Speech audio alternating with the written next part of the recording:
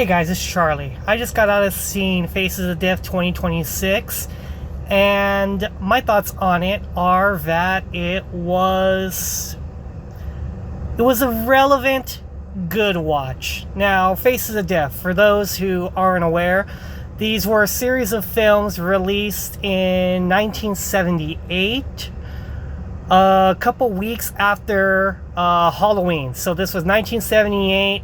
These were made to look like found footage, a little bit like, say, like Texas Chainsaw Massacre would be like the equivalent.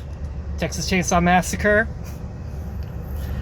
in 1978, since Texas Chainsaw Massacre was released in 74, I believe.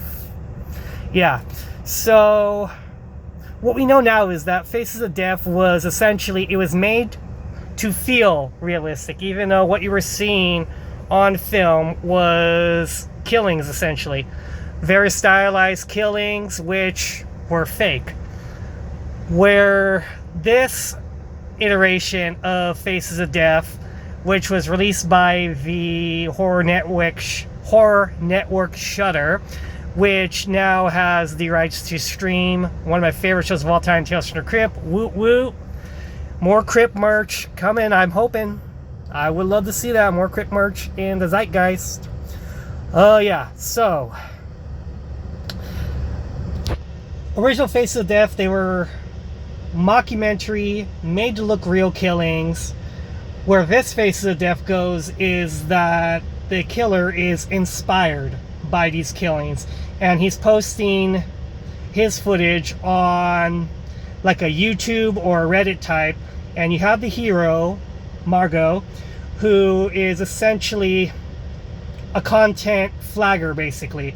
So like, she would be the person, when you post something on YouTube, when you post something on Reddit, who goes over what was posted to see if it offends, if it is too realistic, if it's something criminal that's being done, and she in turn sends it over for others to look at, basically. So that's what it is. She's a content editor, basically, and she finds out about these through his YouTube streams, and she basically goes down a rabbit hole of trying to prove that these killings are real, that this is a real person who needs to be found.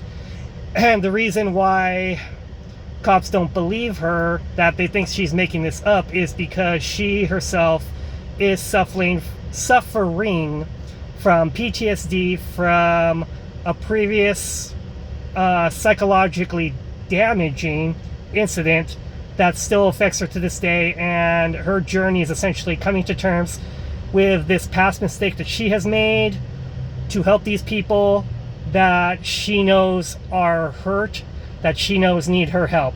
So she's coming to terms with that in this. This movie, it was really good. I know I had issues earlier this year with Scream 7 and just the idea that it had just so many haphazard things with that Scream movie.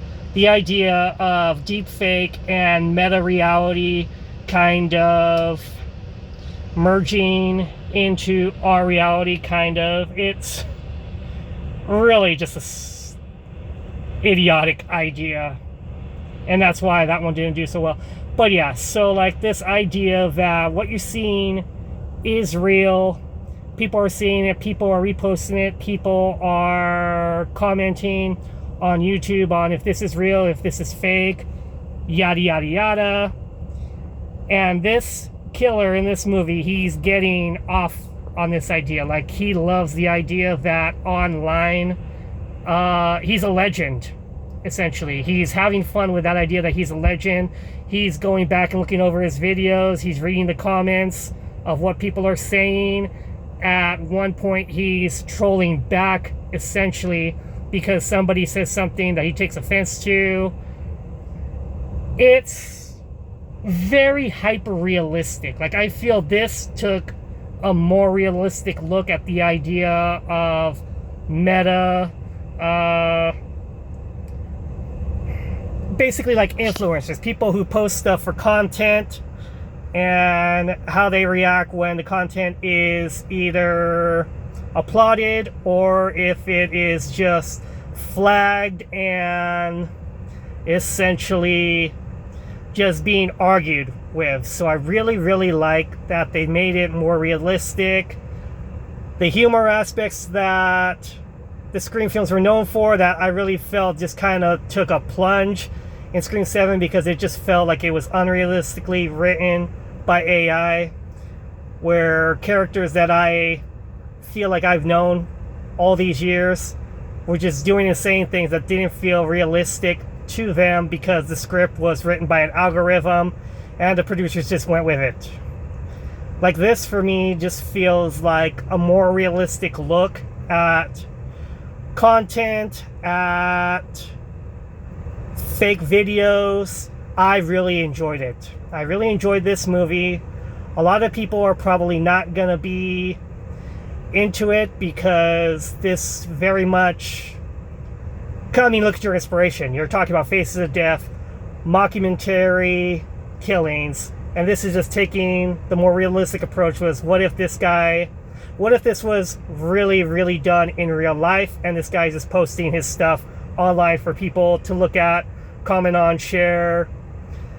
And I like it. I really dug it. I really like this idea. I liked that one of these characters, Sam, essentially is an influencer. She's like a very popular face online, kind of. She sees herself that way as like a media darling, basically, and then the killer kind of goes after her. And I really liked the idea of where that was going, kind of, because I just felt like that was realistic to reality, where people just take what they put online too seriously and it just becomes their life, kind of. So I really liked that idea of it because this just felt real. Like it felt like this could be really happening and people don't even realizing it yet. And I feel like that's definitely the type of movie that this needed to be. So I'm very happy with where that went. It's definitely got rewatchability on my part. I would definitely put it in my favorites of this year. I would probably say now that my favorites are They Will Kill You at number 1, because I really liked that it was a meshing of like martial arts with supernatural horror, dark comedy. I really like that aspect of it. Then I would probably say Project Hail Mary, because I really like that it was like a Green Mile, Shawshank Redemption, Forrest Gump inspirational type story. Then this one, Faces of Death, and then Super Mario Galaxy, and then Send Help at number 5. I believe that's where I'm going to stick with right now. I'll talk to you guys later. Alright, hopefully this review gains your interest. Peace.